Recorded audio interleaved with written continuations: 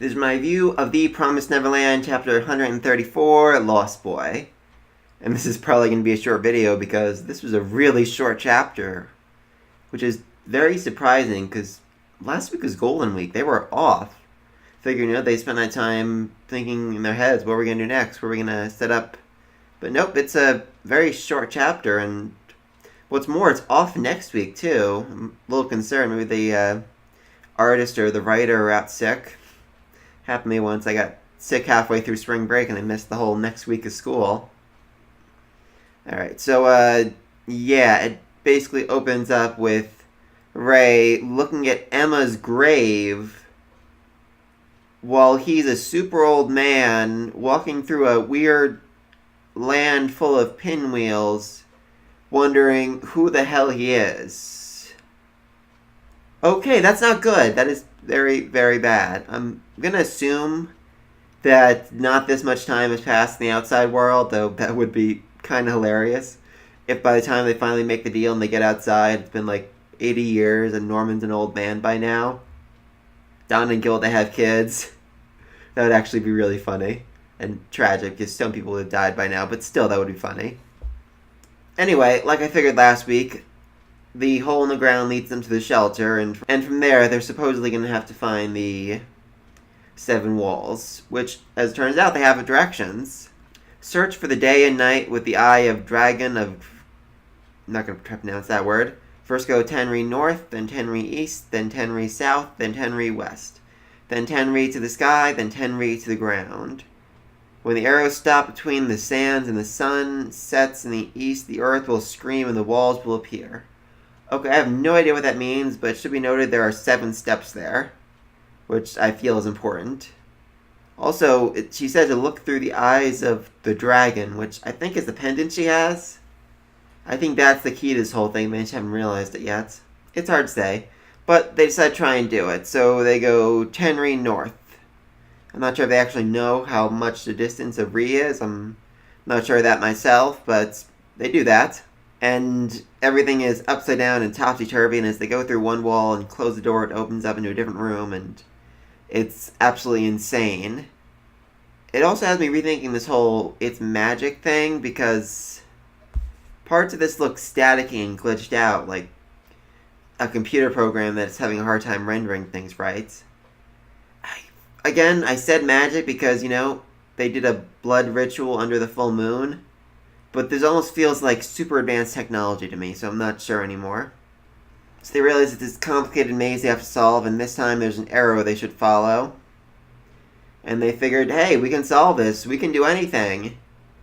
But as Ray said, I thought I could win against the darkness in the ceiling.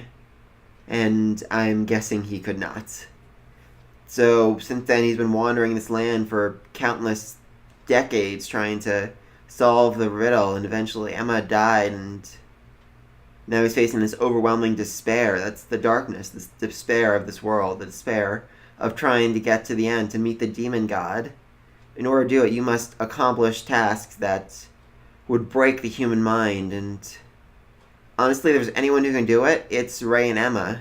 I mean, don't forget, from the time he was like 4 years old, Ray was fighting Mom, plotting against her, basically a spy against her, while being a double agent at the same time. It was insane, the will and the perseverance he was able to overcome as more and more of his family, the ones he loved, were shipped out to be slaughtered and eaten. Ray overcame that, and I think he can overcome this. Of course, in the future vision he has, Emma's dead, so that's concerning. Like I said, I don't think time is passing outside the same way it is for them. I think that'd be very awkward if they get out and everyone's super old. I mean, they'd be old too, but still. I'm going to assume that once they solve this and they get to the 7 walls, they'll be turned back into children. Maybe a few hours have passed. A few days at the most. I mean, like I said, it'd be a pretty big shocker if they go from this to 80 years in the future, where the war between humans and demons has been going on for decades. I could see that happening in this series, but I just don't think it's likely right now. And yeah, it's off next week too, which, like I said, super weird. I'm almost certain the author has to be either sick or he's planning out just a ridiculously detailed and massive chapter slash storyline that needs some extra time to work on. I'm not sure which right now. Also not sure the purpose of the windmills. I don't know, maybe they signify like graves, like each one of those is someone who's gone here and given up into despair and died. That would make a certain amount of sense. That's all I have to say about this chapter. Like I said, it was only 11 pages, super short, and it's off next week. It's basically them just running around in circles. I'm assuming they're basically said everything I wanted to say, you know? They're going to get lost, they're going to separate. It's going to feel like absolute decades, them trying again and again and again. Just, you know, persevering until they finally figure it out. And I think the key to that is the pendant Emma has. It will show her the way if she looks into it properly. I don't think it's just a question of, you know, intelligence. I think that's the key to figuring out this whole thing. I think it's a trick, you know? I also think if Norman had come with them, he could have figured it out on his own.